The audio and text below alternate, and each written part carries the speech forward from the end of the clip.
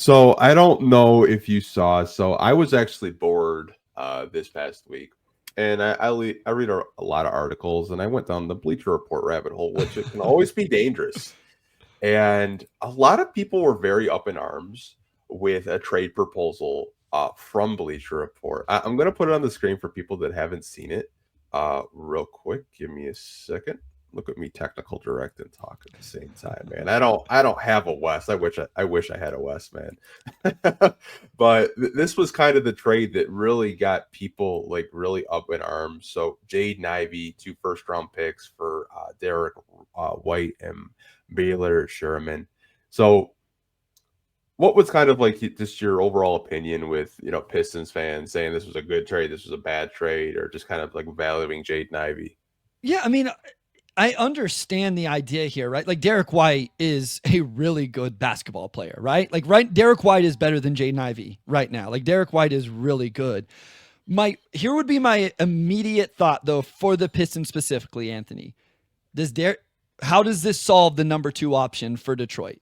You know what I mean? Like, is Derrick White, like maybe some people think Derrick White is the number 2 guy on a championship team. I mean, in Boston, he hasn't been asked to be that guy, right? Like it's Tatum and Brown. And so I guess here's where I would immediately go with this. Okay, if we're going to do this, if Detroit is going to do this, Anthony, then show me the plan to round out being a win next year team. Because to me, this move is we're going to go title contend next year. At the very worst, 26-27. This move would say to me, Cade is ready right now, which quite honestly, Cade may be ready right now. Like I think there's a lot of data that says Cade is probably ready. Like figure out the turnovers a little bit, the 3-point shooting, the conditioning, and we're ready to go on a title run with him as your best player. But I don't think Cade, Derrick White, Asar, Duran, Ron Holland is a championship contender, even in a watered down Eastern Conference next year. I don't know, maybe I'm wrong, but if you're giving off of Ivy and you're going to give up those first round picks, then what's the other move to go get, I don't know, Trey Murphy, right? Like let's throw out Trey Murphy. Okay, well, what is the plan to go get Trey Murphy then? So then you may actually be a title contender. And some people may not like that. I think Trey Murphy actually might be a number 2 option in this league. Like now there's health stuff, which people threw at me the other day, which is also very fair. But you know what I mean? Like Derrick White's in his 30s already. He just turned 30, and so I'm not saying he's on the downward spiral, but to me, this is a win right now move. So then what's the other move that actually makes Detroit a real title contender to win right now? I agree with everything you said. I think from a Boston perspective, this makes so much sense for them. Sure. Because you don't know what's going to happen with Jason Tatum. Jaylen Brown had a partial torn meniscus playing in the playoffs. I expect them to still be competitive and just kind of have like, I don't know, a regression year. Maybe they make the playoffs, compete for the play-in. Maybe they win the lottery. Who knows? Yeah. Dallas did it. From a Boston perspective, I know I went on a whole podcast for, I'm not even kidding you, like 2 hours. Like why? Hey, we'll all be okay with it if somehow we get PJ Washington for, for cheap because they can't play Anthony Davis, their 2 centers, and Cooper Flagg. They may try it. Like who knows? Maybe PJ will play point, but it is kind of interesting. Real quick on this, I think the Boston guys most likely to be traded are Drew Holiday and Kristaps for what it's worth. So, yeah, same here. You look at their cap situation; it's terrible. Yes. But from a Boston perspective, I would want a Jaden Ivey because it's like I got my Drew Holiday replacement. Because that's the way I'm thinking. Because like he's 35, he's not a big deal. They probably want to move that. For a Pistons perspective, you're absolutely right. If you're trading a guy that was a number 5 pick and 2 first. That's basically three first-round picks for a guy that is, in my opinion, I think he's an elite role player that's just a good glue guy for Boston. Does he put up the same stats here in Detroit? I'm not entirely sure. I think the way Boston plays is like just tailored to what he does of just being a 3-point shooter, putting the ball on the floor, and just a really good scrappy defender. I don't know if I would do this. And I would feel confident that, you could put Detroit in the same conversation as the Indianas, the Clevelands, the Bostons. I just don't know. I think they have talent. I think Cade's that guy. But I think this is a little bit too much for my liking to get a Derrick White and a Baylor Sherman.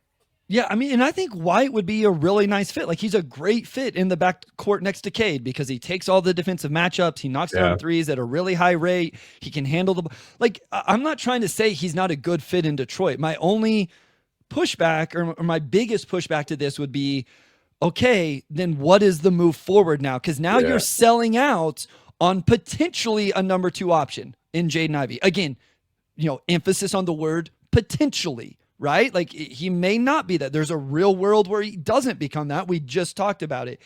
If you are someone that just is saying, I'm not saying you, Anthony, but just people in general, if you're sold, if you have enough data to know right now who Jaden Ivey is and who he isn't, and you think he's going to be a 6-man off the bench guy, well, then this trade looks a little bit different, right? Because now you're trading him. Even then, though, to go this kind of stuff, especially the draft picks, for Derrick White or somebody else, to me, this is we are ready to compete at the highest level. So I want to know the other move that gets you there. Like, I want to know what gets them the number 2 option that's going to make them a real contender in the East. I think my pushback also is, if I'm going to be giving up Jaden Ivey in 2 first, I'd like it to be a guy that I know that can at least score me 20 points a game. Sure. Like, if that's the conversation we're having, like, nothing against Derrick White. I think he's a really good player. I do. But I think it's, you have to look at Boston's system too. Having a Jason Tatum and a Jaylen Brown taking the ball pressure off you, and you're just kind of filling into that, third option of, just being a good, like, I think of like when Denver had KCP and Bruce Brown, like just those kinds of roles where like they had their stars and then they had a third option as like a role player to just like really be effective and be that defender, be that glue guy to take the pressure off the stars. That's what I think Derrick White is.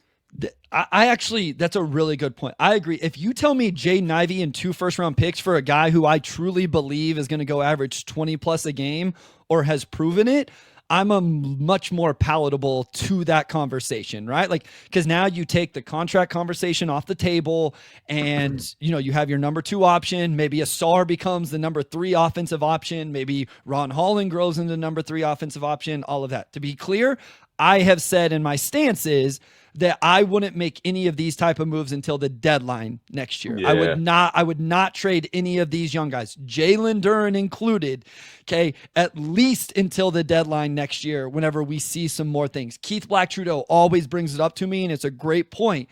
When I talk about it being a little bit nervous on running it back and just having all the same people, and Keith always reminds me, Bryce, we barely saw Cade, J.I., Asar, Harris, Duren together. I think it was like 2 games and 7 minutes or something like that between Asar's blood clots and Jaden Ivey's broken leg. I'm willing to be more patient and waiting on some sort of big move, because to me, this is a big move, right? Yeah. Like, this is 2 future first-round picks. You just got your draft capital back. Here's the other thing, Anthony.